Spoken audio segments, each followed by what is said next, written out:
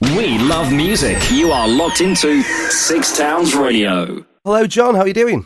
Very good, very good. Oh, brilliant. I've always wanted to get you on Six Towns Radio, and now we got the perfect opportunity with you playing this acoustic festival. Are you excited about that? Yes, I am, because I've heard quite a lot about it, and heard a lot of reports from people that have been, and I've just had an absolutely wonderful time, so it's actually good to be going there and taking part. Yeah, they have a variety of singers, bands, and there's so much other things going on. It's a very family-friendly festival. Oh, brilliant. Yeah, I'm really looking forward to it. Yeah.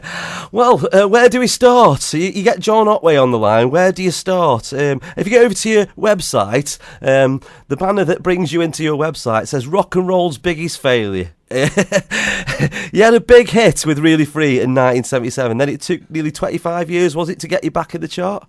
Yes, that's right. There was a gap of a quarter of a century between the first hit and the follow-up. Is that a record in itself? Yeah, I think I've got the record for the longest gap between Top of the Pops appearances. Ah, yeah. But yeah, that big gap. Of course, you were a lot of flops. Well, not necessarily, not to your fans, but when it comes to the charts, yes, I suppose so. But nowadays, anything can get in the chart if enough people get behind. It's a lot different because there's no record buying public, is there? I know, it's quite astonishing. I mean, when Really Free was in the charts, when it only got to number 27 in 1977, it sold 125,000. That'll get you number one now. Yes, I mean, that would keep you at number one for quite a few weeks now. Yeah, it really would. And I know you've got a best-of album. Wouldn't it have been a bit of a fun joke to put just the two great hits on there and then just to do greatest hits albums besides as a bit of a joke? That would have been quite funny. Oh, we did do a greatest hits album because we spent so long waiting to get the follow-up. There was always the joke that we've got to get the S on the right side of the word hit. And, I mean, eventually we managed it. A big campaign for the fans. Because I usually start my set off with, I'm going to start off with a medley of my hit. Which is quite funny for the first few years, but after 20 years. like it is hits now. Yeah. But yeah, you've got a great fan base. They've followed you through and stopped you getting a day job, haven't they? Yes, no, I mean, it's been wonderful. I mean, my mum was expecting me to have to get a proper job, and then she, it never happened. But when Bunsen Burner got into the top 10, you were 50, weren't you, when that happened? And it was a bit of a birthday present from all the fans, and it got quite a big campaign, didn't it, going? Yes, we had an 18-month campaign to sort of like try and get me back into the charts. It was really difficult then. The charts were largely tied up by the major retailers. Mm-hmm. So to run stock by the major retailers, it was actually very difficult to get another hit.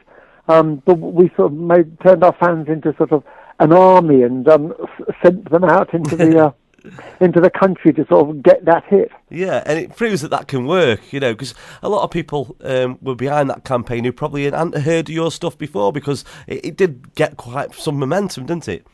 Yes, no, everybody got wonderfully behind it. I mean, there was a certain romance, I think, because a lot of the fans could remember, when the charts were really important and when you used to listen to the radio to hear what song had got where. And just to get back into the charts and have that sense of romance again, that you were actually part of that thing was really good fun. I bet it was. And then, ambitiously, you planned a world tour on the back of this, didn't you? Yes, that's part of where the Rock and Roll's Greatest Failure comes in. Yeah.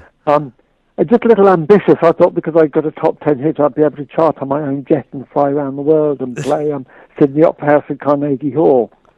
But it wasn't until after I put several large deposits on the jet I realised it was a bit, going a little too far. Yeah, well, it must have cost a few £1,000s to put together. I think you wanted 300 fans to pay £4,000 each was the plan. Yeah, something like that, yes. I hate doing the arithmetic now. It makes me squirm. Yeah. So obviously, a few people backed it and a few people didn't. That was why it failed. Yes, I mean, it was just a little too ambitious. I mean, I discovered that I wasn't as big as the Rolling Stones or Led Zeppelin. But anyway, going back to your live shows and your sets on stage, it's a great experience. It's an art in itself to watch you. And you're 60 now. Is it as energetic as I remember? Oh, absolutely. And for my 60th birthday, because I'd hit for my 50th, for the 60th, I got myself a movie, which is sort of coming out in the cinemas this year. And we also did a series of somersaults at 60 shows. I can't do a somersault at 40, so fair play to you. And it's surprising the amount of people that can't do physically what I'm still managing to get away with. Yeah, because you can do handstands and everything on stage, as I recall. Yeah, I'll still do those. And headbutts. I'll talk about the film in a second, but I want to talk to you a little bit about your show, because I was talking to Simon Donald, a friend of yours, this week, and of course he co-wrote Viz, and he's going to do an interview with me very soon. But he told me the bit in your stage show where you rip your shirt open, all the buttons fly everywhere. After the show, you used to go and pick them buttons up, and your mum used to sew them back on. Yes, that's right. I used to have sort of in fact I still have sort of about 200 white shirts, some of which are ironed and buttoned, ready for the next gig, and some of which have just come back from a gig with no buttons, ripped and need a wash. And didn't he present you with one of those? I know Ronco used to do a buttoneer type thing. Didn't he present you with one of those? Buttoneer, yes. Yeah. Yes. They're pretty good. They work. Yeah, but you put a few songs out through, not through Viz, but you advertised a lot of your work through Viz, I remember, in the 90s, and they had the little chart and everything, and you always used to get behind that, didn't you? Yes, I was a huge, big Viz fan, and with guys from XTC and me and a couple of other people put a single together for Viz. Andy Partridge, wasn't it? Yeah. That's right, Andy Partridge. And Viz had got this their own chart, and I think they had us at 1, 2, 3, 4, and 6 in the Viz chart with the same song. I gather it was the first time since the Beatles cracked America that had happened. Yeah, they were happy days in the 90s. I loved it. But yeah, going back to the movie then, Otway the movie. Yes. There's a bit that's filmed on the day of the premiere, which was in London, wasn't it? So you filmed something on the morning on the red carpet, and that was on the premiere night in the film. Yes, that was the idea. The idea was because for my 60th birthday, when we started making the film, somebody said, well, look, the actual film itself is going to be the climax of your career so far. And so what we did was we got the director to film everybody turning up to the premiere.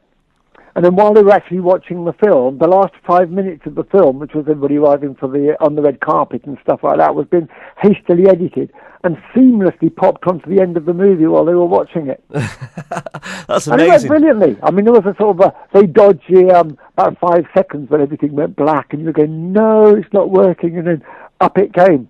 Oh, that is just an amazing thing. It's a great idea, and it so worked, didn't it? Yeah. Oh, yeah, I'm really, really pleased with them, and we're getting it out into quite a lot of independent cinemas this autumn. Yeah, my friend Chris, he does a show on the station, asks, in the 80s you'd played at the Red Lion in Brentford. Did you know that Kate Bush was in the audience? No. Ah, yes. Wow. He was at that gig as well. You know, she enjoyed it. Well, we don't know. We'll have to ask her one day if we ever get on the show. But he was there and Kate Bush was there. But I suppose because a lot of people are aware of your work, you did have a cult following anyway. Yes, I mean, that period of time, 1977, it was like the big year of punk rock. And quite a lot of sort of odd people like me sort of managed to break through because, playing badly and not being very talented became, very cool. I was in there. And Elton John introduced you, didn't he, on Top of the Pops? That's right, yes. Yeah, 'cause it was great for the movie because we had sort of like some nice archive footage of being introduced by Elton John. Yeah, and you're taking the movie over to Cannes. Have you got any plans to take 300 fans with you on a jet? We're not taking them yet. They have to make their own way because we haven't got a plane. But we are, but there is about 100 of us going over there. A few fans are going over, and it's a bit of celebration, isn't it, for your 60th year last year?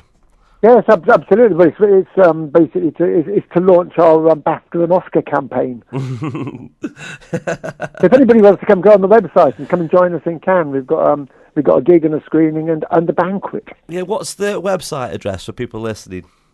It's johnotway.com. Yeah, and you can get there's loads of things on there. There's interviews that you've done before. There's ways you can get your music, and also there's a link to your book, isn't there?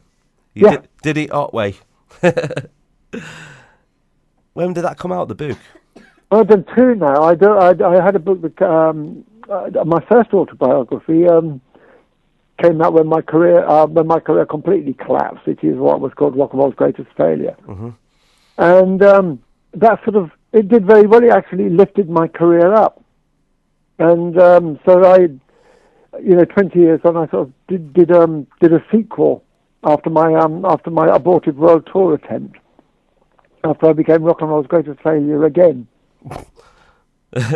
Was there anything you had to leave out of the book, or books, should I say?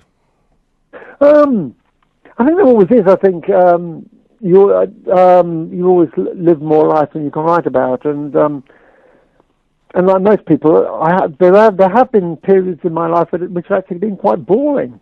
Not many. I can imagine there wouldn't be many. So no, not many, but they have to be chopped out. Of course, make the life really exciting. You didn't want putting the bit where you were sewing your buttons back on, did you? Had to be somebody else to do that, other people said. So, yeah, you're playing this Acoustic Festival of Britain in May, and obviously that'll be after Cannes, and you've got a few more gigs up on your website where people can get to see you this year, including a couple more festivals, isn't there, on there? Yes, a couple more festivals, and we're just putting together, as I mentioned, a really nice cinema tour and gigs, so it should be an exciting year. Oh, I hope so. Well, it's been an absolute pleasure talking to you today, John. Oh, that's great. I'd like you to introduce Bunsen Burner for our listeners. So, yeah, John Otway, take it away. Yeah, this is my second hit. This is number 9. It's John Otway and it's Bunsen Burner back in the charts.